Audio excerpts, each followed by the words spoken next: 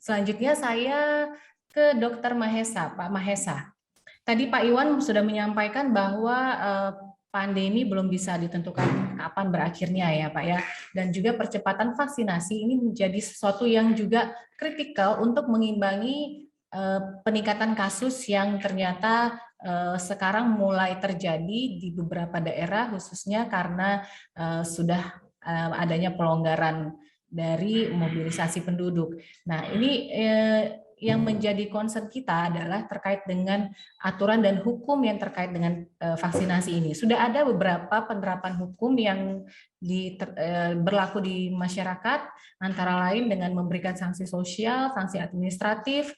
Tadi sudah disebutkan oleh Pak Iwan yang tertuang dalam Perpres 14 2021, kemudian juga yang tertuang di Undang-Undang Nomor 6 Tahun 2018 tentang kekarantinaan kesehatan.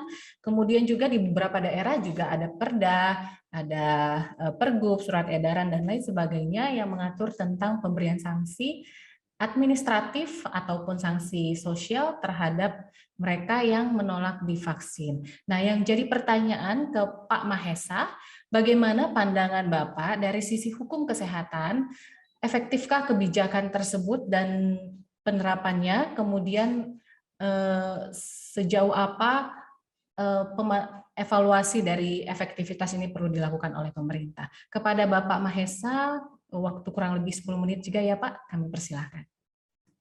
Terima kasih Dr. Rebecca. Assalamualaikum warahmatullahi wabarakatuh. Selamat siang. Ya, saya langsung share screen ya, Dr. Rebecca.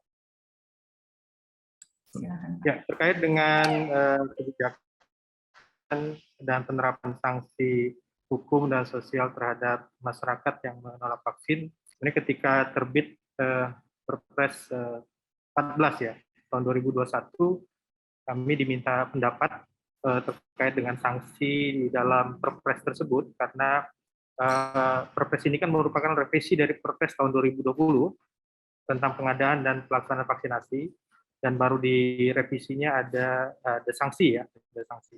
Nanti saya akan bahas di slide-slide selanjutnya. Tapi selalu dalam diskusi terkait hukum, memang kita harus membiasakan untuk titik tolaknya dari konstitusi. Jadi beberapa pasal di dalam konstitusi menyebutkan dengan jelas hak warga negara dan tanggung jawab negara, serta juga penyebutan tentang hak asasi manusia di dalam konstitusi negara kita. Kemudian Undang-Undang Wabah Penyakit Menular tahun 84 menyebutkan tentang tanggung jawab pemerintah, kemudian Undang-Undang Kesehatan juga ada terkait dengan wabah, kemudian Undang-Undang Karantina Kesehatan, walaupun kami berkali-kali menyampaikan bahwa Undang-Undang Wabah Penyakit Menular ini cukup sudah tidak relevan ya, karena usia undang-undangnya sendiri sudah cukup lama, dan ketika kami tanyakan ke Kementerian Kesehatan dan juga DPR, sebenarnya sudah masuk dalam prolegnas di tahun 2020, namun ya saya nggak tahu kenapa rekan-rekan di DPR tidak secara sigap untuk bahas undang-undang wabah ini, yang akhirnya kemudian menggunakan rejim undang-undang, lebih banyak menggunakan rejim undang-undang kekarantinaan kesehatan. Namun patut disayangkan juga dalam kajian-kajian selanjutnya, undang-undang kekarantinaan kesehatan justru tidak dipegang secara kuat dalam mengeluarkan kebijakan. Dan kita harus ingat bahwa sampai dengan hari ini, Kepres tentang penetapan kedaruratan kesehatan masyarakat karena COVID oleh Bapak Presiden itu belum dicabut ya. Tetapi mungkin nanti Pak Imam akan mengkaji juga, kalau melihat situasi sosial sangat-sangat berbeda jauh ketika Kepres ini terbit di bulan Maret dan dalam perjalanannya setelah 1 tahun ya, terutama hari ini. Nah, kalau kita mengulas lebih dalam lagi atau lebih detail lagi di beberapa undang-undang, khususnya di Undang-Undang Kesehatan, ada beberapa hak masyarakat yang diatur di dalam Undang-Undang Kesehatan dan Undang-Undang Kekarantinaan yang relevan dengan kondisi pandemi hari ini. Seperti misalnya hak memperoleh akses sumber daya, kemudian pelayanan kesehatan, secara mandiri bertanggung jawab menentukan pelayanan kesehatannya, mendapatkan lingkungan sehat, informasi, dan seterusnya. Kemudian di Undang-Undang Kekarantinaan, hak masyarakat untuk dilakukan secara sama, mendapatkan kesehatan dasar sesuai kebutuhan medis, kebutuhan pangan, dan lain-lain, karena memang polemik ketika isu PSBB berganti menjadi PPKM, dan seterusnya, adalah isu klausul yang ada di Undang-Undang Kekarantinaan Kesehatan terkait dengan jaminan kebutuhan pokok dan kebutuhan kehidupan sehari-hari.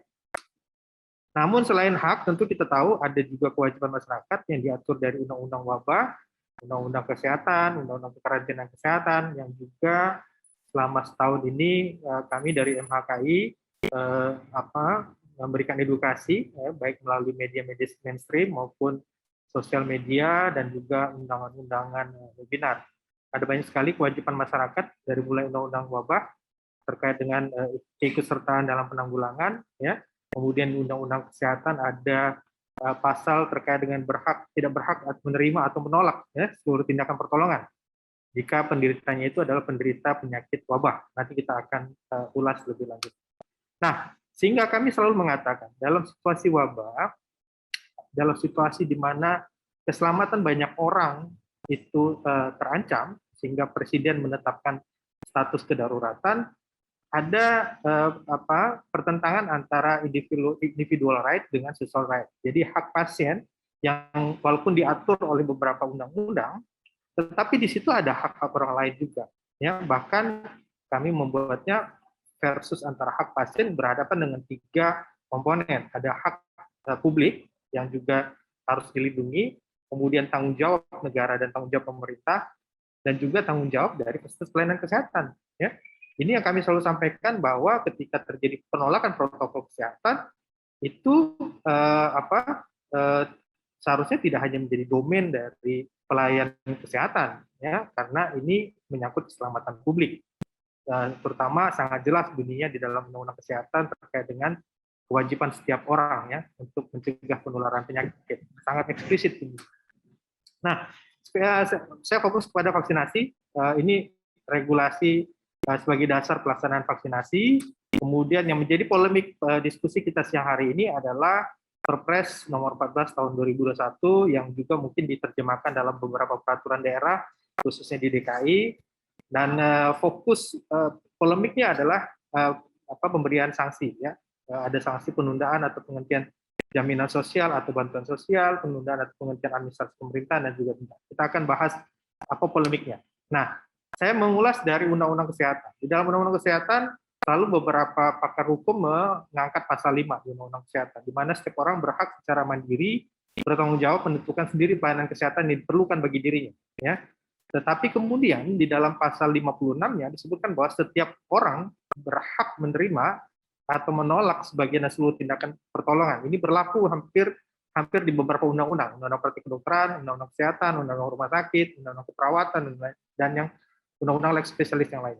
Tetapi ada kemudian pengecualian di pasal 56 ayat 2 bahwa hak-hak pasien ini, hak mereka yang diatur di beberapa undang-undang ini itu tidak berlaku bagi mereka yang menderita penyakit yang secara cepat menular ke masyarakat lebih luas. Secara eksplisit disebutkan di dalam pasal 56. Nah, kita diskusi di sini. Penekanan di pasal 56 sebenarnya kepada penderita penyakit menular. Artinya kepada penderita, bukan kepada orang sehat. Nah, sehingga pertanyaannya, apakah orang sehat boleh menolak vaksin? Ya? Kalau hanya menggunakan dasar pasal 5 ayat 3 Undang-Undang Kesehatan, ya tidak komprehensif kita kajiannya.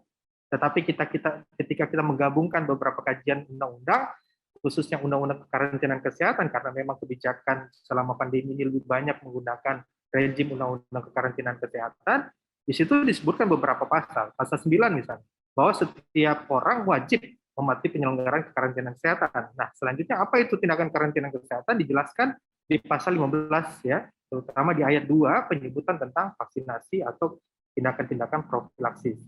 Dan di pasal 96 yang ini kemudian menjadi penekanan juga bahwa sanksi bagi mereka yang tidak mematuhi akan dikenakan sanksi pidana di dalam Undang-Undang Karantinaan Kesehatan. Nah, tetapi pertanyaannya, kalau kita melihat tadi sanksinya, waktu diskusi di bulan Februari, saya menyampaikan saya kurang setuju dengan sanksi penundaan atau penghentian jaminan sosial. Kenapa? Karena terkait dengan jaminan sosial dan bantuan sosial ini menjadi hak konstitusi yang lain yang harusnya tidak boleh dihilangkan begitu saja, karena juga diatur di dalam konstitusi. Jaminan sosial itu ada dua, jaminan jaminan kesehatan. Ada 5 kalau diatur di dalam Undang-Undang Jaminan Sosial Nasional (JSN). Ada jaminan kesehatan, jaminan hari tua dan seterusnya, jaminan kematian, ya. Nah, apakah itu akan dihilangkan? Kalau itu dihilangkan akan menimbulkan polemik baru, karena itu menjadi hak konstitusi setiap warga negara, ya. Apalagi kalau kemudian warga negaranya sudah bayar iuran secara rutin dan lain-lain, kalau ini dihilangkan cuma gara-gara tidak bersedia divaksin, maka ini akan jadi masalah baru. Belum lagi masalah layanan administrasi yang lain, karena mungkin beberapa administrasi dibutuhkan beberapa warga negara untuk memenuhi hak-hak konstitusinya. Nah, fokus kepada pemberian denda. Ini yang kemudian juga dimunculkan dalam Perda DKI ya terkait dengan vaksinasi. Pemberian denda sebenarnya perlu diperjelas. Saya nggak ada masalah negara kalau kita mempelajari penegakan sanksi di beberapa negara, denda memang efektif, ya. Bahkan di beberapa negara dendanya cukup tinggi, seperti di nggak usah jauh-jauh di Singapura, di Malaysia, denda cukup tinggi dan itu ternyata efektif. Tetapi mekanisme penegakan sanksinya harus diperjelas, ya. Bagaimana penegakan sanksinya? Apakah nama-nama yang diumumkan penerima itu kemudian kalau nggak bersedia dipanggil akan dikenakan sanksi? Terus bagaimana dengan sekarang ada program door-to-door vaksinasi? Apakah kalau pas mau disuntik nggak mau, terus langsung dikasih sanksi pada saat itu juga? Itu kan akan jadi polemik baru. Belum lagi dengan bagaimana dengan kekhawatiran masyarakat terhadap terjadinya KIPI. Jangankan masyarakat awam, orang kesehatan aja, saya tanya beberapa dokter ada yang takut juga dengan KIPI-nya ya, apalagi dengan dengar KIPI Moderna dan segala macam bla bla bla. Sampai ada yang nggak mau divaksin juga, itu tenaga kesehatan yang jelas-jelas punya pengetahuan lebih dari masyarakat umum. Sehingga kalau kami lebih menekankan kepada penerapan sanksi lebih administratif kepada orang-orang yang berpotensi berinteraksi dengan banyak orang. Contoh misalnya driver angkutan umum, itu dia berpotensi untuk berinteraksi dengan banyak orang. Kemudian penumpang angkutan massal, saya rasa di pesawat terbang, kapal laut, dan beberapa angkutan massal lainnya juga sudah menerapkan itu. Walaupun saya lihat, saya naik ferry beberapa minggu lalu, cuma dilihat PCR aja atau rapid antigen, tidak dilihat vaksinasinya. Jadi harus juga dan juga bagi mereka-mereka yang punya potensi untuk berinteraksi dengan banyak orang.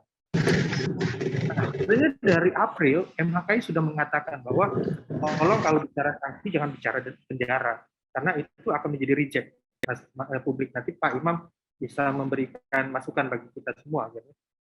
Denda saja, denda, ya, tapi tentu denda juga harus dipertimbangkan aspek keadilan. Ya. Di beberapa daerah tentu beda tingkat ekonomi, kemahalan dan lain-lain. Jadi silakan itu dikaji oleh pemerintah daerah dan DPR.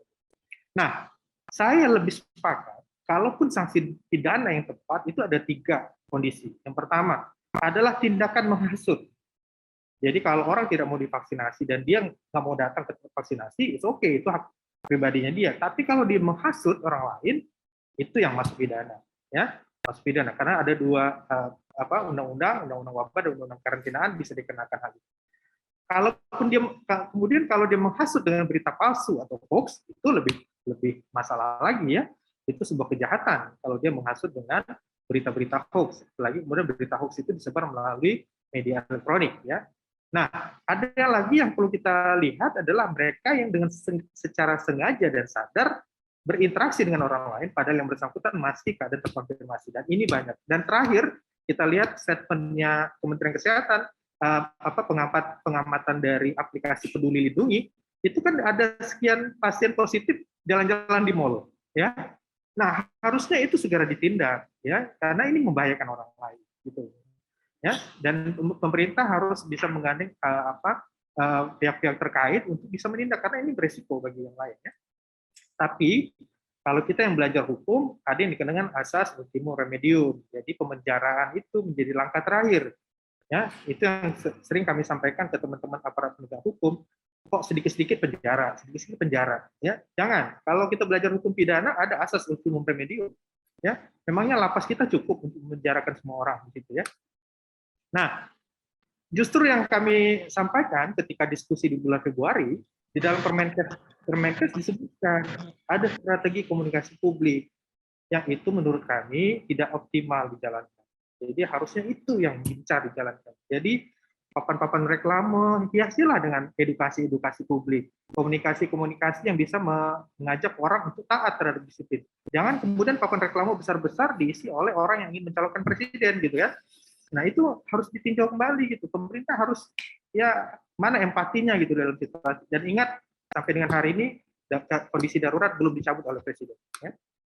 Terakhir, karena di pembukaan Undang-Undang Dasar negara kita bahwa negara melindungi segenap bangsa Indonesia dan itu sesuai dengan prinsip hukum Roti Salus Lex Suprema yang selalu disampaikan oleh Bapak Presiden, keselamatan pasien, keselamatan rakyat juga menjadi yang utama. Ya, ini dari kami FHKI, mudah-mudahan bermanfaat. Saya kembalikan kepada Dr. BK. Dr. Tulida, Assalamualaikum warahmatullahi wabarakatuh. Ya, baik. Terima kasih Pak Mahesa. Tadi memang menarik sekali ya yang disampaikan oleh Pak Mahesa dan kami ingin mendengar tanggapan dari yang disampaikan oleh Pak Mahesa. Untuk itu kepada Bapak Imam Prasojo,